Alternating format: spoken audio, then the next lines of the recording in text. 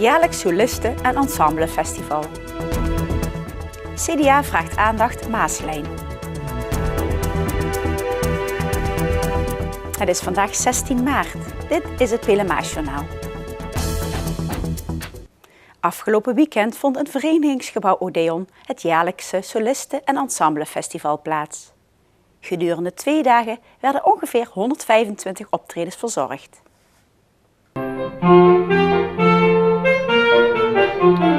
Zaterdagmiddag was het de beurt aan de blazers. Zij mochten om de beurt een stuk ten gehore brengen aan de jury. Er waren deelnemers in verschillende divisies. Zij werden in blokken ingedeeld met andere muzikanten. Het spannende voor de blazers was dat ze vooraf niet wisten wanneer ze precies aan de beurt waren. Een van de deelnemers was Willem Vullings. Hij speelde het stuk The Pirate King op zijn trompet. Hiermee behaalde hij in totaal 83 van de 100 punten. Met dit eindresultaat was hij zeer tevreden. Omdat ik nou net mijn beuren heb, daarom ben ik wel tevreden. Want ik had een veel lager resultaat verwacht dan dat ik nou heb gehaald. Want hoe lang heb je je beugel? 6 februari. En heeft dat zoveel invloed dan? Ja, want die plaatjes zitten op mijn tanden en met je lippen maak je spanning. En het mondstuk komt tegen je tanden aan, daarom. Dus dat is echt wennen voor jou? Ja, heel erg wennen geweest, alleen nu gaat het steeds beter. Willem zit bij de Koninklijke Harmonie Euterpe. De jonge muzikant begon 6 jaar geleden met het spelen van trompet. Ik wilde altijd al muziek maken en ik vond trompet de mooiste klank hebben, dus ben ik deze maar gaan bespelen. De vakjury bestond 's middags uit 1 lid, namelijk Ad Laamrichs.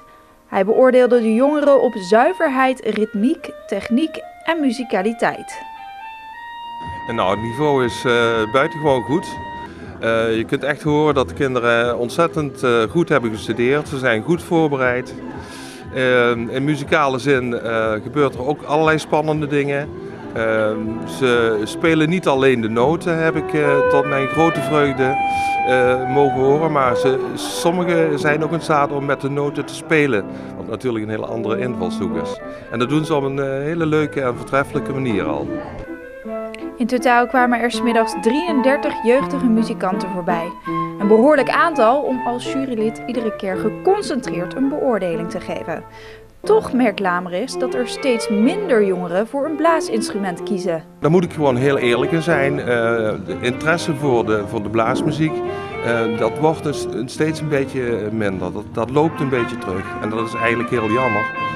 Want muziek maken überhaupt, en of het nou op een blaasinstrument is, of op een gitaar, of wat dan ook, keyboard, is voor iedereen goed, denk ik. En er zijn ook wetenschappelijke onderzoeken dat muziek maken, dat slim maakt. En het is hier gewoon jammer dat er steeds minder kinderen kiezen voor een blaasinstrument. Ja, dat is wel jammer.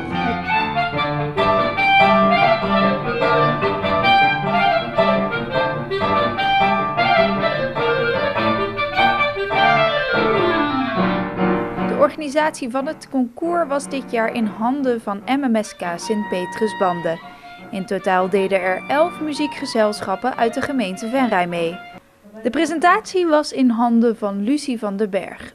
En zij hoorde verschillende muziekgenres de revue passeren. Nou, ook weer heel verschillend. Klassiek. En dan klassiek heeft natuurlijk ook weer verschillende stromingen. Maar ook bijvoorbeeld een nummer van Adele hebben we vandaag voorbij horen komen, Chasing Pavements. Dus ja, een beetje klassiek, een beetje moderne, poppy-achtige liedjes. Het is heel divers eigenlijk. Lucie speelt zelf ook een instrument bij de vereniging, de klarinet, waar zij zo'n 15 jaar geleden mee begon. Ik vind klarinet een ontzettend mooie klank hebben. Ik vond het heel moeilijk kiezen tussen de verschillende instrumenten. Weet je wel, met de muziekparade op de muziekschool destijds kon ik kiezen en heb ik ook ooit overwogen om saxofoon te spelen. Ik heb alt, blokfluit nog gespeeld, dus klarinet was voor mij uiteindelijk de keuze, omdat het gewoon het beste bij me past. Ik kan dan een hele mooie toon uitkrijgen en dat vind ik gewoon het mooiste instrument. Zaterdagavond stond het slagwerk op het programma. Op zondag waren de blazers opnieuw aan de beurt.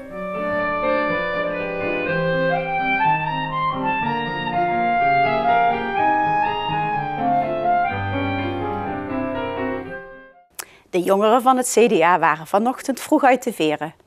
Zij reisden mee met de trein van de Maaslijn om aandacht te vragen voor elektrificatie en verdubbeling van de spoorlijn. Tussendoor maakten de leden stops bij station Venray en Nijmegen-Heijendaal, om daar foldertjes en zogeheten argumentjes uit te delen aan de reizigers. Hiermee wil CDA laten weten dat zij zich de afgelopen jaren hebben ingezet voor een aantal zaken rondom de Maaslijn. Dat er heel hard is gewerkt aan elektrificatie van de Maaslijn richting 2020. Maar ook extra zitplaatsen, 600 in totaal een half jaar geleden. En dat scheelt toch al een extra comfort voor de reiziger hier op de Maaslijn. Volgens het CDA is elektrificatie een belangrijke stap richting de toekomst. Deze ontwikkeling heeft namelijk een aantal voordelen. Dan heb je dus niet meer te maken met diesel, maar dan rijdt hij dus op elektriciteit. En dan zie je dus dat ook het geluid wordt minder, maar ze kunnen ook harder rijden. En hopen we dus ook in de toekomst dat het spoor verdubbeld kan worden. En dat zou betekenen dus nog meer treinen en nog sneller en minder onregelmatigheden. En hoe zijn de reacties van, het zijn veelal jongeren denk ik? Ja, veelal jongeren, maar vooral heel positief. En ook echt als ze die flyer lezen van, oh ja, leuk. Dus, maar weten ze ook dat ze kunnen gaan stemmen? Ja, volgens mij zit dat er wel in. Volgens mij wel. Of ze het gaan doen, ik hoop het. Aanstaande woensdag 18 maart zijn de provinciale verkiezingen en kan iedereen gaan stemmen. En dat kan ook bij het station. Tot zover dit PLMA-journaal. Deze uitzending wordt herhaald tot en met dinsdag 6 uur 's avonds. Om 7 uur is er weer een nieuw journaal.